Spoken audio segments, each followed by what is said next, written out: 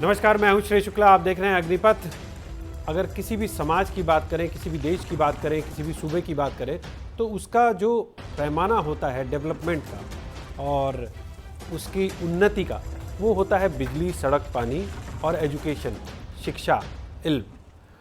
और अगर उत्तर प्रदेश की बात करें, उत्तर प्रदेश जैसे बड़े सूबे की बात करें, तो ये ज़रूरी है कि उसकी आने वाली पीढ़ी अच्छे माहौल में अच्छी शिक्षा हासिल करे और उसकी सूरत और सीरत दोनों बदल सके। उत्तर प्रदेश का दावा है, उत्तर प्रदेश सरकार का दावा है कि इसी कोशिश के तहत वो मदरसों का सर्वे करा रही है। और मदरसों का सर्वे कराने की जैसे ही घोषणा हुई, उसके बाद तमाम सियासत भी शुरू हो गई।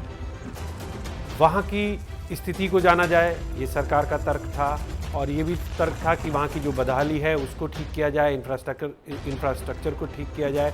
कितने मदरसों को मान्यता मिली हुई है, कितने सुचारू रूप से चल रहे हैं, कितने अवैध चल रहे हैं, इन सब पर हम एक सर्वे करेंगे।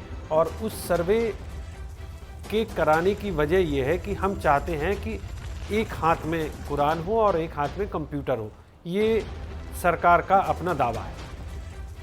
अब इसके लिए सरकार ने पूरा अमला लगाया। ज़िलों में बीएसए और ज़िला अल्पसंख्यक अधिकारियों को जिम्मेदारी सौंपी गई।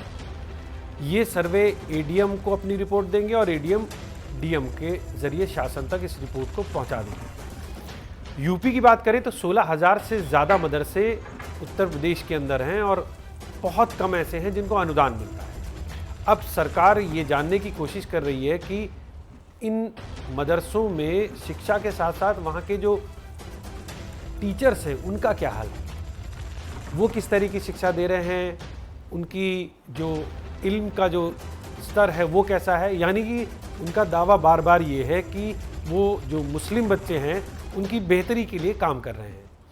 अब इन सब के बीच में ओवैसी का बयान आ जाता है। ओवैसी कहते हैं कि ये तो साहब मिनी एनआरसी है और मुसलमानों को परेशान करने के लिए किया जा रहा है।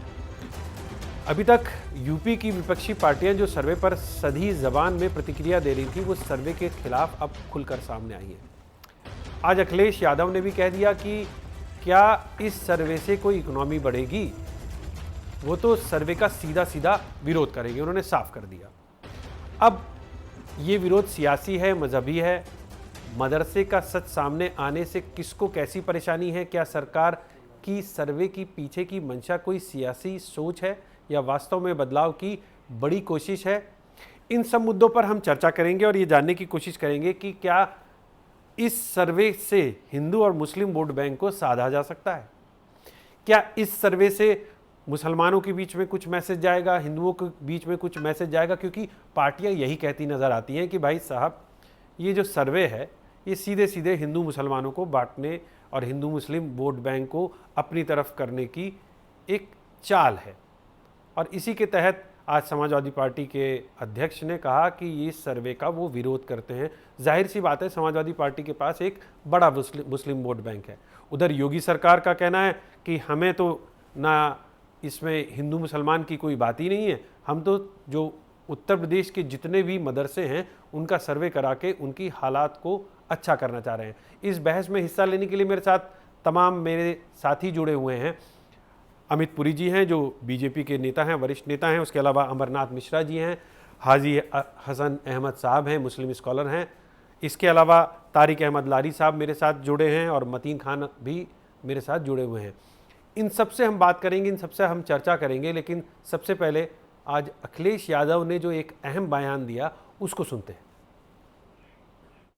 सर्वे के खिलाफ हैं, सर्वे नहीं होना चाहिए और इस सरकार को केवल हिंदू मुस्लिम में उलझाना है। जो लोग दावा करते हैं $1 ट्रिलियन इकोनॉमी की, ये बताएं कि $1 ट्रिलियन की इकोनॉमी क्या मदरसों में सर्वे होने से हो जाएगी? जो लोग $1 ट्रिलियन इकोनॉमी की बात करते हैं, क्या मदरसों में सर्वे से $1 ट्रिलियन इकोनॉमी उत्तर प्रदेश की हो जाएगी?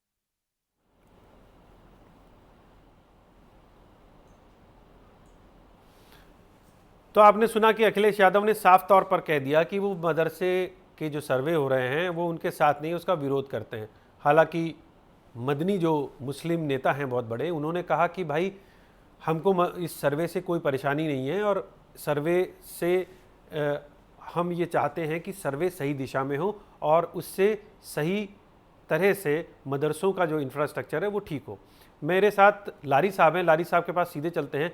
आज लारी साहब, आज अखिलेश यादव ने साफ तौर पर कह दिया कि वो इस सर्वे का विरोध करते हैं, तो इसकी वजह क्या है, क्या दिक्कत क्या है समाजवादी पार्टी को?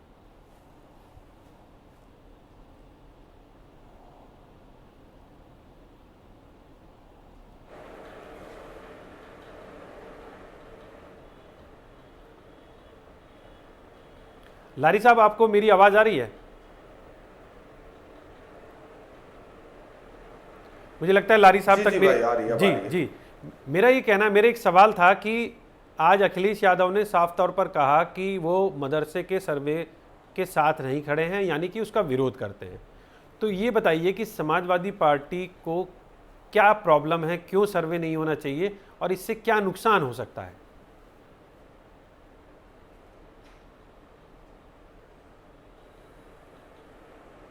देखिए, पहली बात जो है, जो मदरसे यहाँ पे करीब 500 रजिस्टर्ड मदरसे हैं, उनमें जो चल रहा है उसको आप देख लीजिए। जहाँ से गवर्नमेंट फंडिंग आ रही है उसको आप देखिए, आप उसका अख्तियार रखते हैं जहाँ पे फंडिंग आप कर रहे हैं। आप जिस चीज़ पे फाइनेंशियल अख्तियार नहीं रखते हैं वहाँ का सर्वे करने का अधिकार आपको नहीं है। ये कोई सरकारी इमदाद से चलने वाले मदरसे नहीं है, ये प्राइवेट मदद से ही मदरसे चलते हैं। पहली बात तो ये है। और दूसरे कुछ मदरसे नहीं, ज़्यादातर मदरसे ऐसे हैं जो एक कमरे दो कमरे में मदरसे चल रहे हैं जो मदरसों की नहीं हो रही है, दीनी तालीम मदरसों की देते भी हो रही है, हैं, मदरसों की हो रही है। जी जी जी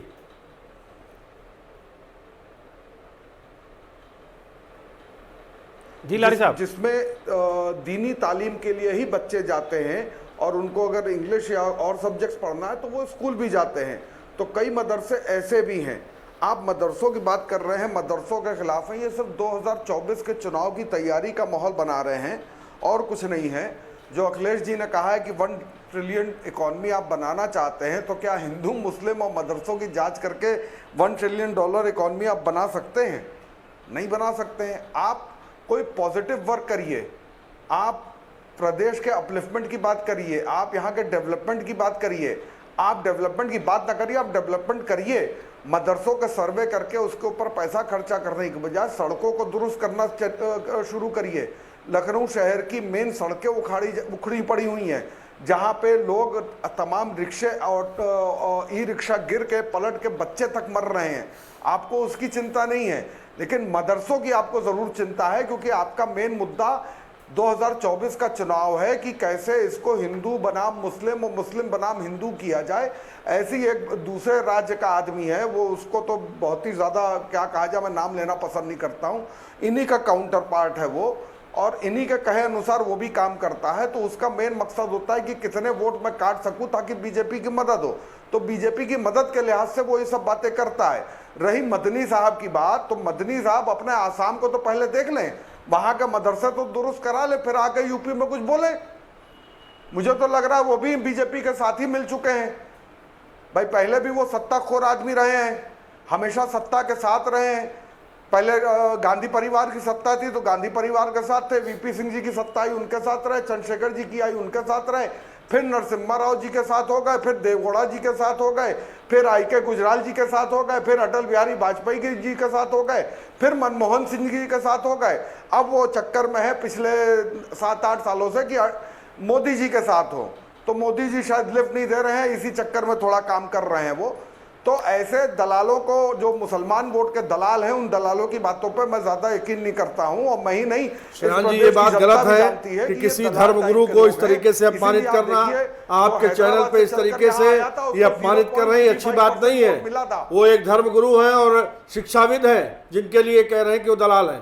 ये अपने शब्द वापस ले, आप अपने शब्द वापस लीजिए, भाई को तो आप अपने शब्द वापस लीजिए।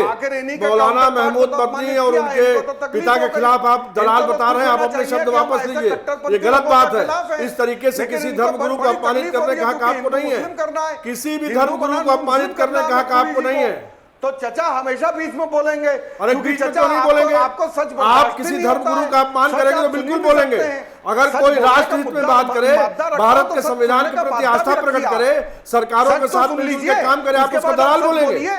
आप मौलाना महमूद बद्री को दलाल बोल रहे हैं। वो सत्ता के साथ मिलकर, सरकार के साथ मिलकर, संविधान के साथ मिलकर काम करते हैं। आप अपने शब्द वापस लीजिए, ये गलत बात है। आप अपने शब्द वापस लीजिए, प्रधानमंत्री है, माफी मांगिए, आप माफी मांगिए। इतने बड़े धर्मगुरु जो शिक्षा है काम कर रहे हैं, आप उनको किसी माफी मांगे, आप मांगिए, गलत बात है, गलत बात है। अगर वो संविधान को मान रहे हैं, सरकार के साथ चल रहे हैं, तो आपको कोई आपने निहायत बेहुदा और गंदी बात की है, जो जिसके लिए आपको फौरन माफी मांगनी चाहिए।